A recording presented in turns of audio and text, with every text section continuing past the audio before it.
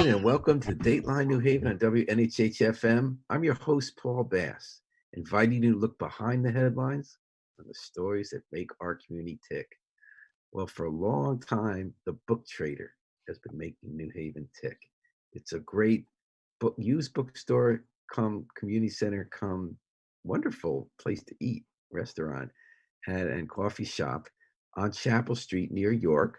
But like 99% of the commerce in New Haven, it has had its doors shut since COVID-19 spread through New Haven. This morning, we are happy to have Dave Duda, who founded the Book Trader 22 years ago and is keeping it going strong, to tell us how things are going and what's in the works next. Dave Duda, welcome to Dateline New Haven. Thank you, Paul. Glad to be here. Thanks for coming in. Video. So, Dave, we'll get into some of the specifics later, but in general, I want to ask how you're making out. Are you healthy, and what's the status of your business? I am healthy. Thank you. I hope you guys are as well. Yep. Like you said, we've been closed for 2 months. As soon as I saw the curve and how we need to flatten it to prevent our medical system from being overwhelmed, we closed, which was, I believe, March 16th, something like that. And my employees are all getting unemployment. How many employees are there? 16. 16. Yes. That's full and part-time? Full and part-time, yes. Probably. And they're also getting that 600 now that the state labor department's fixed its computers, right? Exactly. It did take a while, but they are getting that now. So they're making more money than they made before. They are. But they're not making the vegan black bean brownies that are really good. They're missing the food, but enjoying the payoff. It's unlike many restaurants, they're all on the books, so they're all eligible for unemployment. Well, I didn't know if you wanted to bring that up, but you're saying that other restaurants aren't always paid on the books. Not just restaurants, right? Businesses don't always pay on the books. Sure. And that's been a problem for their employees. So then employers who have to decide what's more humane. Do I try to keep them working so they have money since they can't get unemployment? Or am I subjecting them to possible death by having them working? Or is that absolutely? I think that would be a consideration. With the phased opening, they talk about wearing masks and keeping 6 feet away. That is just not possible in a restaurant situation. Our kitchen isn't 6 feet across. So if more than one person is in the kitchen, they're going to be within 6 feet of each other. And can you do it without more than one person? No. We at the very minimum, we would probably need 3 people. And even the space behind the counter is not big enough to do that as well. And I'm not willing to risk their lives for a little bit of extra income. We are like it's a family business, which means not only is it run by a family, but it's also, we treat our employees like family, and we wouldn't want harm to come to them no matter what it costs. Would you take out a second mortgage rather than risk your kids? Of course you would. Did you take out a second mortgage? Not yet, but we'll see how long this goes. I have not gotten any grant money or anything like that. Why is that? I guess it's still in the works, but the PPP I didn't think we needed because nobody's working. That's true. That's based on paying the people, right?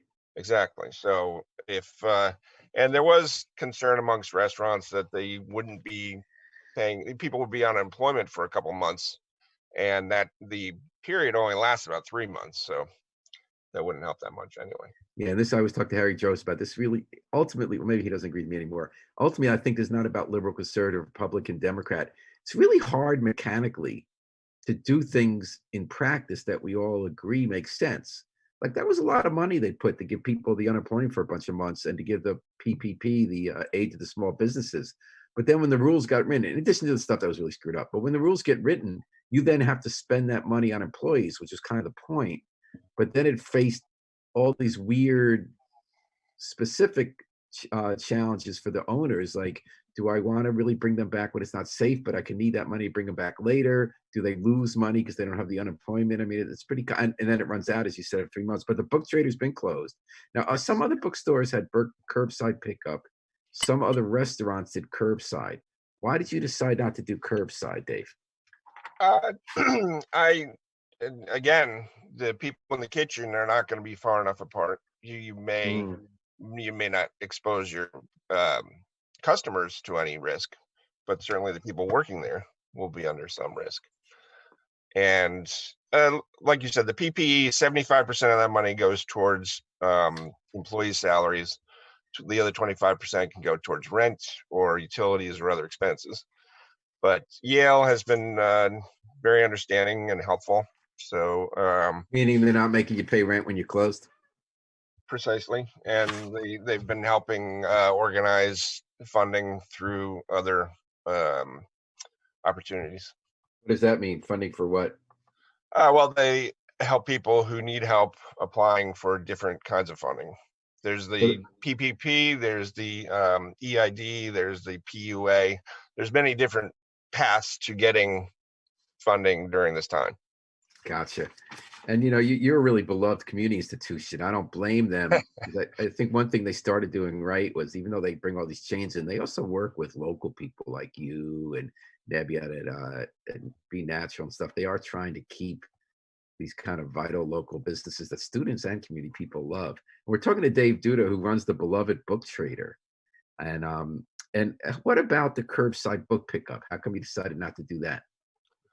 As far as people bringing us books, And buying books by order over the phone. It's not the same as browsing in a well, bookstore, you though. can order online from us. If you go to our website, thebooktradercafe.net, there are links to our inventory online through Amazon, Alibris, ABE. And then are those mailed? Yes. And so are you doing okay with those sales?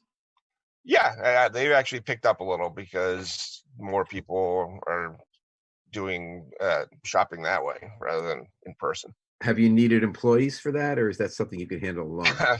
It's close, but I've been working longer hours to keep up with that. It's usually a two-person job, but I've been able to do it because there isn't much else I've needed to do.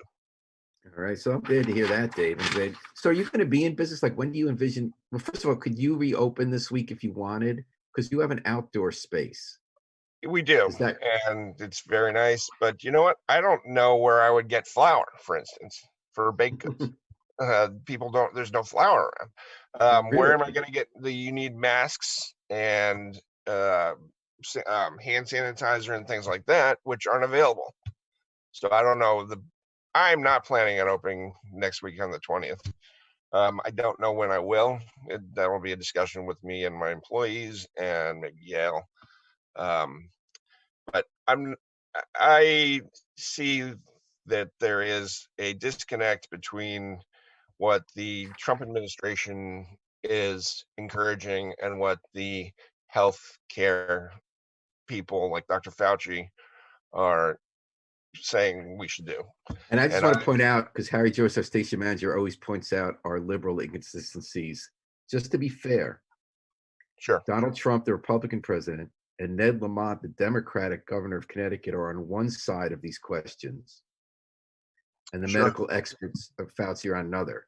For instance, Deborah Birx, who's in charge of the coronavirus task force, of said the course, worst idea is to open hair salons. There's no quicker way to spread the virus. And Ned Lamont, against the wishes of some of his own task force members like Albert Coe at Yale, said open those up right away.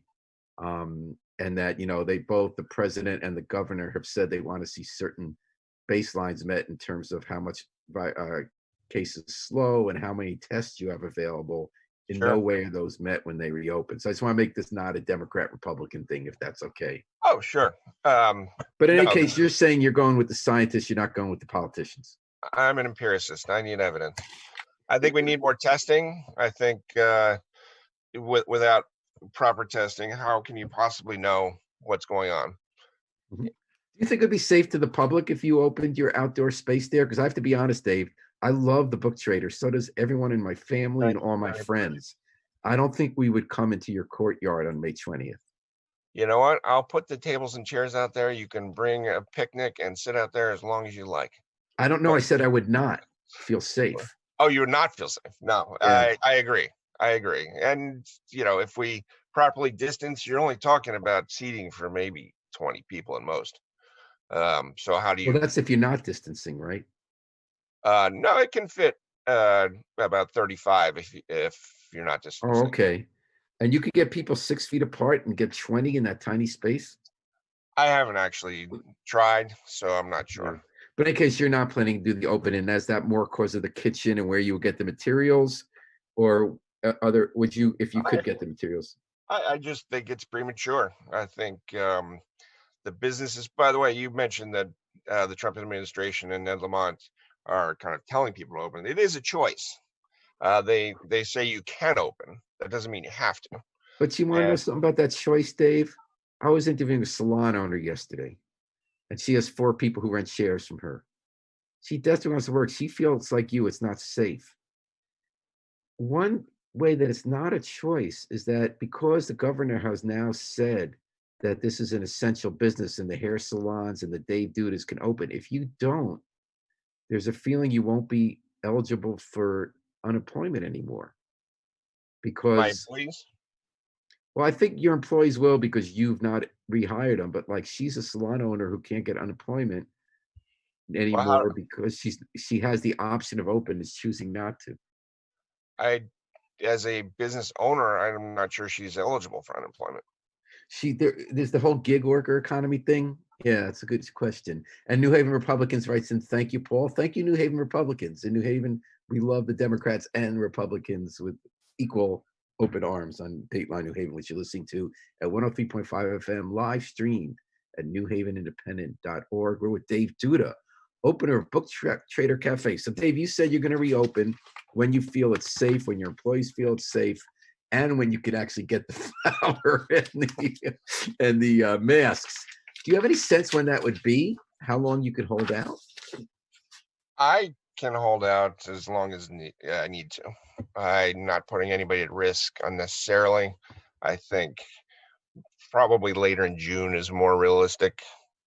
Uh, Now, part of oh, what's great about Book Trader, like I just got this amazing book of Book Trader from 1991, an Egyptian writer, the Yakuban Building. One of the best books I've read in years. thank And you. that was from the magic of walking the aisles of your used bookstore. And because I have a hunch that because the people who work at Book Traders care about the books, they kind of nudge things you never heard of where you can see them.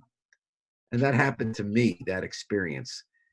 If Sure. you open in late June, is it still going to be the kind of thing where people can walk around and discover a book like that? I think for the for a period of time, we're all going to be wearing masks wherever we go. And I can envision having some hand sanitizer before you walk into the book room. So anything you touch won't be tainted. What about though the number of people? There's those narrow stacks, which is one of True. two fun. The food's part of the fun at Book Trader and the whole kind of public space, and then getting lost in the stacks. I suppose it will have to be kind of like some supermarkets nowadays, one-way aisles. You'll have to follow a path. And Uh, what about some bookstores are going to limit how many people could be in at a time? Can you make any money that way if one person spends 20 minutes and maybe buying a book for $1.10? they're not that cheap, but yeah, no, books these days are not a real moneymaker anyway. It's a Oh, nice mix with our food, but we exist more off of our great coffee and pastries and soups and sandwiches. which Uh, you'll be able to do. We got to get those back in when it's safe. And Harry says, I understand listening to scientists, but the same scientist Fauci said masks weren't necessary and actually detriment, and they changed their recommendations. Very true. I would say that you also have a president and a governor who changed their view about whether things are getting better or worse enough, and that the reason the science is evolving is because the facts are evolving. That we thought a virus acts a certain way, and then we see it acts a different way. Now we're finding it affects children. The mask change, I agree with Harry. Every one of us who says we listen to scientists were laughing a month and a half ago about the idea of wearing masks, and the Surgeon General said don't. 3 weeks later, he had a video about how important it is to put your mask on. But I have to say it's because they learned more about how the virus is transmitted and how to prevent it. But that's getting off the track here. Dave, Harry wanted to add that point. So Dave, you're hoping to open in later June, but you don't know if that's going to be possible. Correct. I am just listening to what people say and going day to day, like we all are, I believe. And we'll see how it turns out. Like you said, things change. The masks, I think maybe people were discouraged from wearing masks before because they needed them for healthcare providers. My That was one sister, reason for the N95s, but the idea was homemade masks. There really was a 180-degree turn, as Harry points out. The CDC and others said it'll be bad because it gives you the false security that you don't need to stay 6 feet away, but it doesn't protect you because the nanoparticles are so microscopic that there's no way that the mask isn't going to keep them out on either end. They then had empirical evidence since then that showed that while it can't keep out all the particles, sneezes go at something like 200 or more miles an hour, that a lot of it does get prevented. You can't be 100% safe. A lot of us are making decisions like right. you about what's going to be 90% safe, but that there was new evidence that said lives will be saved if you have the mask. So yeah, Harry's right. We're going day by day. So, another thing's been interesting to me, you might appreciate as someone who sells books that take us across the centuries in minutes, is about how the virus is going to change our lives, not just today, but in a year and in 10 years. And by that, I mean, will we do things differently from how we otherwise would have done it, the way we did after 9/11 in security? Or will trends that were already in place be accelerated, like working at home? Now, with bookstores, you talked about how the money makers are the coffee. You talked about selling online. One of the great stories of the last 10 years has been the resurgence nationally of independent bookstores like yours. The story the decade before that was the chains were gobbling up most of the market. Independent bookstores were going out of business. You did not. You stayed in business. But now there's been this growth nationwide, independent bookstores that have done exactly what you do. There's still a place you go in and you browse the aisles and you have that great sense of discovery and you have that sense of community, but you also buy online. You do both. That there's still a reason to be there in person, there's a reason to be online, and the food and gathering place. Do you see that trajectory continuing and accelerating? Do you see the changes accelerating and what the percentage makeup breakdown of your business is going to be? Or do you see an end to this heartening trend about independent bookstores? I'm actually encouraged by the possibilities. I think people in the last couple months have learned the positive effects of being a part of a community, and that's what our bookstore is. It's a community. It's a place to go where you have friends and you relate to people. And when all that is taken away, I think you learn to appreciate it more. So I believe, and I think people are probably spending more time, as they should, reading, relaxing, doing things other than being on social media and working yourself to death at an early age. I've read And so many books I love in the last couple of weeks. I can't even remember the names of them. yeah, it's been But a the real. Yakuban building book was definitely among the top. I liked it so much that I wouldn't let myself read more than a half hour a night because I didn't want it to end too soon. I'm always happy to hear stories like that. That's one of the pleasures of my business is helping So, people so find. if I can accurately quote you here before I puncture a hole in it, because I'm one of those negative nabobs of negativity in the press. The two reasons you're encouraged, you said about long-term business prospects, is that the absence of having a place to go with other people in person is making the heart grow fonder for it. So once this is over, people want to do it even more and appreciate it more. And that people are also spending more time reading and relaxing. So you think that can become more of a permanent habit. I'm actually not going to question your second point. That's it. They're both interesting points. And I hope that that's true. The first point, do you think, in addition to your first point being true, that people are missing it more, so they're going to want to come back with a vengeance to be in public? Do you think they also might get used to some habits about doing things more remotely? Do you think we'll still have Zoom happy hours instead of meeting for coffee? Do you think we'll still have lunchtime coffee break artist talks instead of meeting in your dining room? I think there will certainly be more working from home. As far as socializing, do you enjoy it as much as you do sitting across the table and sharing coffee with somebody?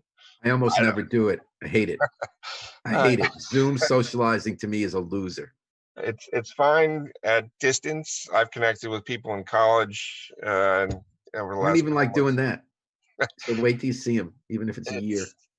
It's there's an interesting psychology of it.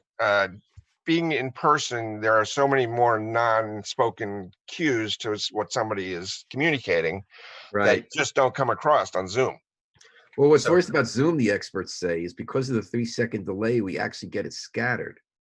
Is according to one of hmm, those, those kind of like cultural stories you read in the Times that may or may not be true. They say that you're used to having these non-verbal cues or even conscious cues about how to react to each other when you're talking.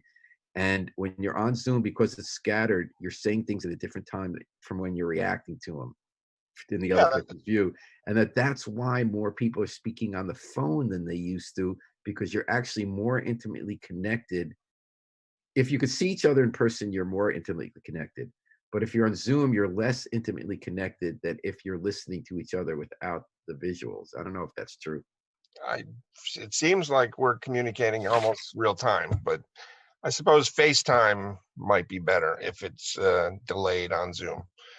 But Yeah. no, I think the well, first of all, the tactile sense of being with somebody in a space and the visual clues and everything else can't be duplicated. So I'm not worried about people. Are you Uh, worried about Yale not coming back? They're hoping to come back in the fall. How's that that's good. gonna That's a affect good question. That is obviously for all the businesses in New Haven. That's a very important question. And sure, I would love to see them back. But again, it's not going to help anybody if a bunch of people get sick and they have to leave again. I Yeah. think closing a second time, I've read, can be much more difficult than the first, and you get more Tell me about resistance. that. Why is that? Do you just get more resistance? People don't believe that people know what's going on. So in places like Michigan or California or something, they just ignore the um, choice to quarantine again. So in other words, you're saying that if we come back too soon and then we have to leave again, the second time you have to leave, we're not gonna be as effective in flattening the curve. Exactly. All right. And So that's the reason we're separate, because they said we needed to flatten the curve. We actually have, and they didn't say we had to stay apart until nobody had it. So the question is, when do you do that? And when it's a trade-off between business and putting people in danger. we But do have a it's democracy, and at least although polling shows people think we're rushing too much, democracy also works with who makes the most noise. The people who make the most noise and are most visible want to go back sooner. And it's not just a few people. It's not just the crazy people going to, wanting to shoot the governor of Michigan. I think everyday people, there are enough everyday people who just need to get out, want to get out, even if they're not a majority, that I think that's why the Governor Lamont, President Trump, I think because we're more of a democracy than China, let's say, I think they're responding to the voices they're hearing most. So even though both of them said we have benchmarks when we reopen, both of them are ignoring those benchmarks because I think they're operating in a democracy. I don't know. What do you think about that? sure. I mean, as a democracy, we're not as effective as at controlling this than say China. In People feel China, like look how it's many for the people died in kids. China. It's a tenth of what the amount of people that have died here, and they had the disadvantage of not even knowing about it when it started. Sure, they are more controlled, but maybe more control is good in this situation. Yeah, and maybe people like you and me, you own bookstore. I live inside books. We also believe that while practically we give up some of the ability to bring quick results by being a freer society, we also get some practical benefits, was that information travels better, at least for now. So China did clamp down on information, which I think did make it hard for them to contain it. Whereas, despite the best efforts of people in power, information does get out here still, and that Sure. could also help us make more reasoned decisions. Hopefully, China is more in tune to the medical establishment as well, rather than having the pressure of an election coming up in 6 Yeah. months to get the economy going again. Yeah. And again, that's at every level and with both parties. I'm not making this Of into a course, partisan of show. course. Back to Book Trader. So 22 years ago, you started it. What was the philosophy and how did you change with the times? How did you get so successful?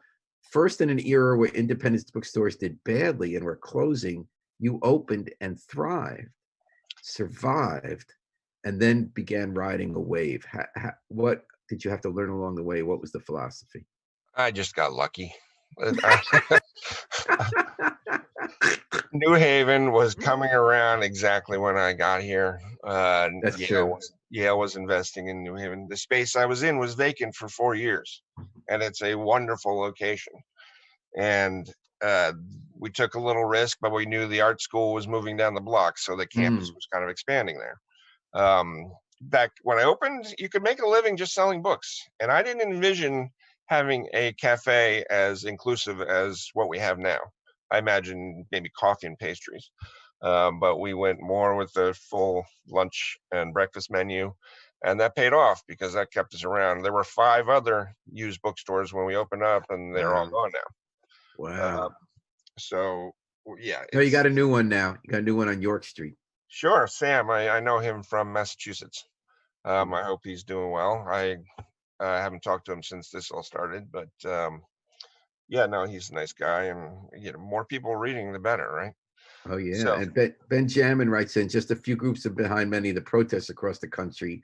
I guess I am editorializing here, Ben. I totally agree with you. That's AstroTurf funded by very wealthy interests, but I still hold to my view that while a majority of Americans and polls believe the policy should be to go slower, it's a pretty significant minority of people who, through their actions, through human nature, feel they need to get out and are going to press it and do kind of want to open. I don't think it's a majority, but I think there are two separate factors. The organized events at the state capitol, like the Tea Party, they're astroturf by wealthy interests pretending to be grassroots, but that there is a genuine minority in this country that wants to open fast. That's just my 2 cents. Ben might be right too. Thanks for writing in. So you got lucky. You opened yes, books, you can make money at books, but you weren't just lucky because didn't there come to be a point when you couldn't make money just selling books, Dave Duda, and that's why your other used bookstores closed? sure. And yeah, we have had to adapt to different conditions. One of the biggest was when online selling came around, kind of mid to later 90s. Um, and the book selling became less of a uh, profit center, and the food we started selling more food. Um, we have had to adjust a few times, and that was one of the bigger ones. We do sell books online, so if we you have to adapt and make concessions and do whatever it takes, work very hard. How about the food? When did that start? We started selling food we opened on a Tuesday at noon with no advance warning. We were waiting for our health permit, and we opened the doors, and a half hour later, the place was packed. It was Wow. obviously a much better location than people thought, and Mm. it was crazy. My cook at one point screamed, "Everybody, stop what you're doing and take a deep breath." And When uh, was this, Dave? sorry, What year was this? 1998, Okay. October, and it was well received from the get-go. The Well, food, one thing is that it's got that independent bookstore flair in the food. You have really funny names for the sandwiches and stuff that tie into literature, which is sure, fun. And it's a small kitchen, but it's so good. And it is distinctive. It's not for everybody. So like there is meat there, but I'm a vegetarian sure, and I'm a vegan. And the pastry, there's always like good soup sandwich and baked goods that are vegan. And other people I know who aren't vegan but vegetarian, they like kill for the mozzarella sandwiches and check that kind of pesto, stuff. yeah. Yeah. Yeah, and that's another change that's happened over the years. We do much more vegan and vegetarian options. Uh, the younger crowd, especially, seems to prefer that. Yeah, people in their 60s like me, right? And well, anybody who knows what's good for them. I'm consider myself veganist. If I Mhm. could give up Archie Moore's wings, I'd be vegan. Another local bookstore. So, Dave Duda, I am really happy to hear that you're surviving COVID. Your employees are surviving and okay. You're not in a rush, but you're ready to roll when it's time to roll, and that you have optimism for the I do. local I economy. do. I think this, for me, hasn't been as big a crisis as some other people and my employees are taken care of. So that's what I care about. Well, way to go, Dave Duda. Thanks for taking out a half hour today to visit with I, us at Dateline New Haven. Give us perspective and hope. anytime, Paul. Pleasure to be here. All right. And I also want to thank Harry Dross because Harry Dross is the miracle man behind the controls, figures out to solve any problem before the rest of us mortals even know that the problem exists. I want to thank Yale New Haven Hospital providing support for today's program. We're going to take it out with the Afro Semitic Experience, performing I Wish I Knew How It Would Feel to Be Free from the group CD, A Plea for Peace. This is Paul Bass, inviting you to fly free with us all day and all night long. WNHH, New Haven's home for community radio.